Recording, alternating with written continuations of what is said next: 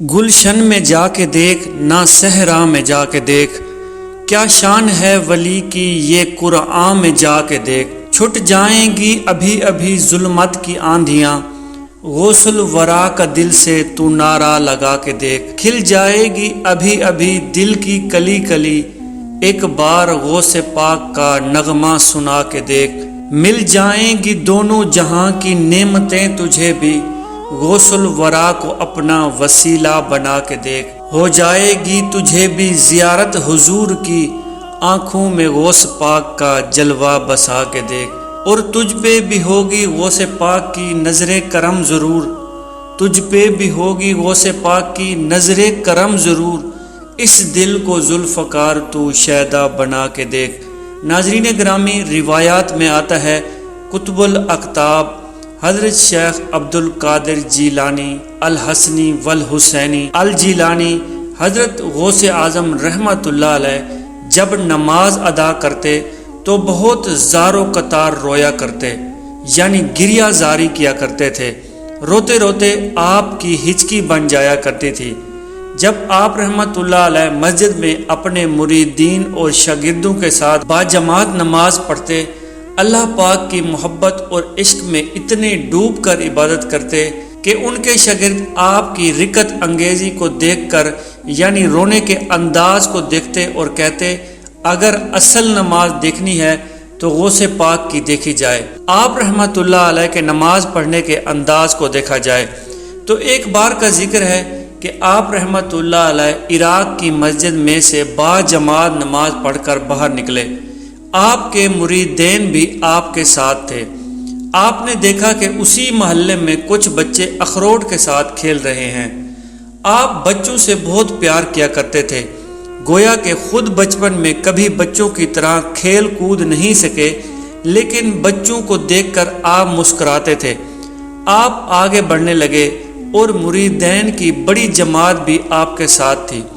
ابھی آپ زیادہ دور نہیں گئے تھے کہ ان بچوں نے ایک دوسرے کے کان میں کچھ بولنا شروع کر دیا اور اشارے میں باتیں کرنے لگے کہ کیا خیال ہے کہ یہ جو بابا سب سے نمایاں اور نورانی چمکتے ہوئے چہرے والے ہیں، سب سے آگے آگے چل رہے ہیں، ان کو بولا جائے جو فرمائش ہمیں کرنی ہے ان سے کر دیں، کیا یہ ہمیں ڈانٹیں گے تو نہیں؟ تو کچھ سمجھدار بچے ہم زبان ہوئے اور کہا کہ نہیں نہیں، یہ جو بابا ہے نا بہت اچھے ہیں، ان سے جو کچھ کہو سنتے ہیں۔ انہوں نے کہا کہ چلو ٹھیک ہے، پھر ان سے ہم اپنی من پسند چیزوں میں سے ایک چیز منگواتے ہیں جو میٹھی اور بہت لذیذ ہوتی ہے۔ ان میں سے ایک بچہ آپ رحمۃ اللہ علیہ کے پاس آیا اور کہا، بابا میری بات سنیں۔ آپ نے بہت پیار اور شفقت سے اس کے سر پر ہاتھ رکھا اور کہا کہ بیٹا کہو۔ اس نے کہا کہ میرا دل کر رہا ہے کہ میں آپ سے کچھ مانگوں۔ آپ نے فرمایا کہ کہو بیٹا کیا چاہتے ہو؟ وہ کہنے لگا کہ مجھے آپ اس فلاں جلیبی والے سے جلیبی لا کر آپ دے سکتے ہیں، میرا کھانے کا بہت دل کر رہا ہے۔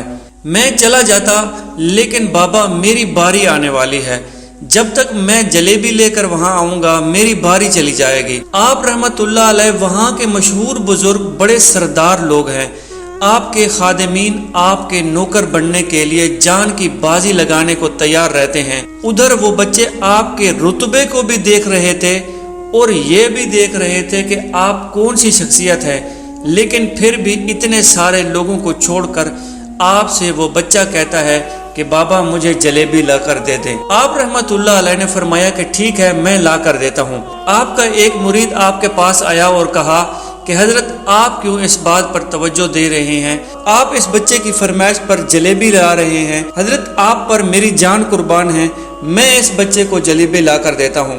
آپ رحمۃ اللہ علیہ نے اسے اپنے ہاتھ سے اشارے سے منع فرمایا اور کہا، اس نے مجھ سے کہا ہے نا تو میں اس کی خواہش کو پورا کروں گا۔ پھر آپ رحمۃ اللہ علیہ اس جلیبی والے کے پاس تشریف لے گئے۔ وہ جلیبی والا کچھ دیر پہلے اداس بیٹھا ہوا تھا۔ آپ رحمۃ اللہ علیہ اس کی دکان میں تشریف لے گئے تو وہ خوشی خوشی سے جھوم اٹھا۔ آپ رحمۃ اللہ علیہ نے اس جلیبی والے سے جلیبی لی، اس نے خوشی خوشی آپ رحمۃ اللہ علیہ کے ہاتھوں میں جلیبی تھما دی۔ وہ آدمی لگ بھگ 70 سال کا تھا۔ اس بڑھاپے میں بھی وہ کام کرنے پر مجبور تھا۔ اس کی آنکھوں میں آپ رحمت اللہ علیہ کو دیکھ کر آنسو آ گئے۔ اس نے روتے ہوئے کہا کہ اللہ کا لاکھ لاکھ شکر ہے کہ اس نے میری دعا سنی کہ آپ رحمت اللہ علیہ کے میری دکان میں قدم لگے۔ میں تو کئی دنوں سے آپ کے انتظار میں ہوں، میں جانتا تھا کہ آپ ضرور آئیں گے۔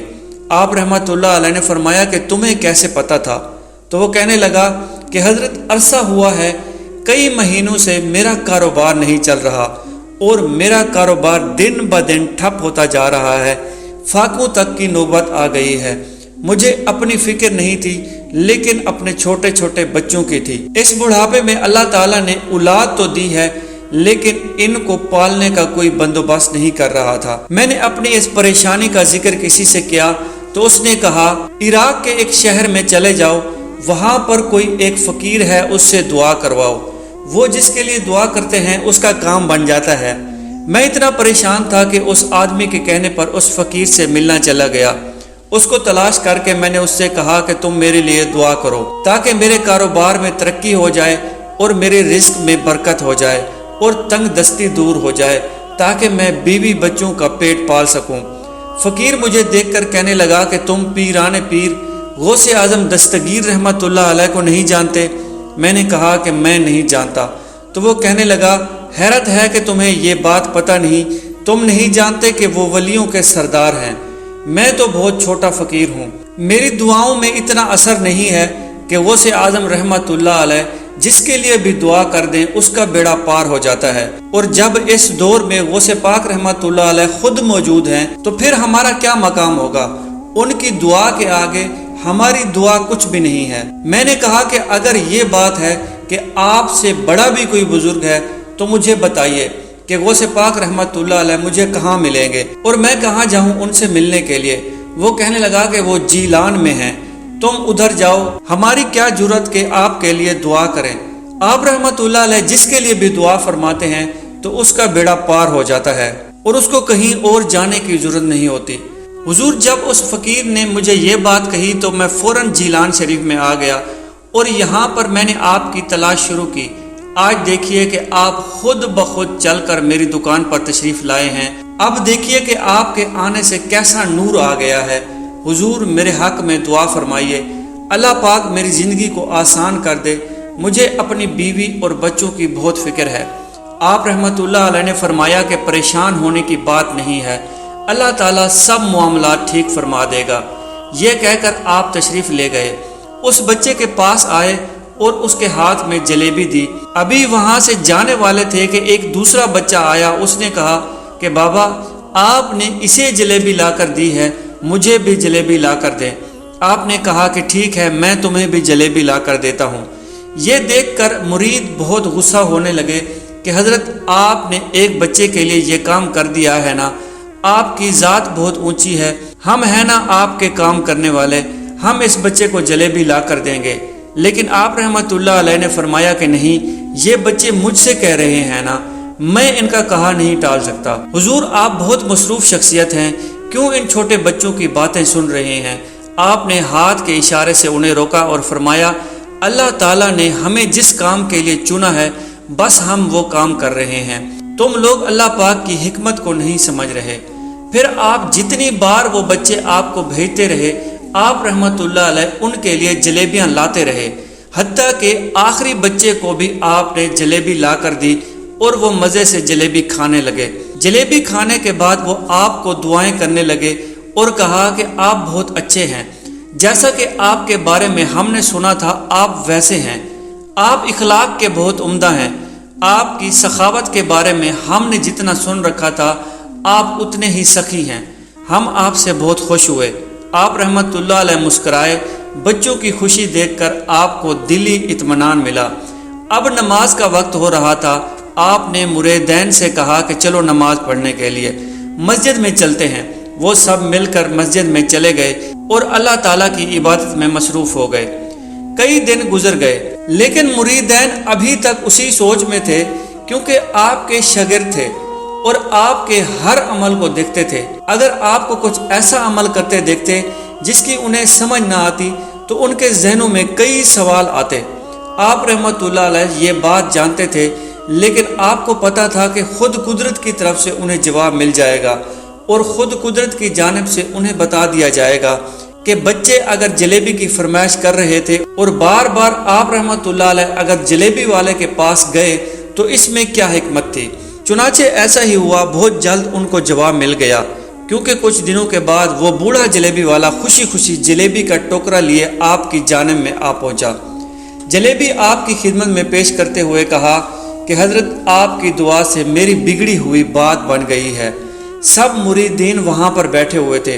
اس نے کہا کہ جب میں نے آپ سے دعا کی درخواست کی کہ آپ رحمت اللہ علیہ میرے لیے دعا فرمائیں، حضرت آپ نے میرے حق میں دعا کی اور کہا کہ میرے تمام معاملات اللہ رب العزت نے بہتر فرما دیے ہیں، میری دکان میں برکت ہو گئی ہے۔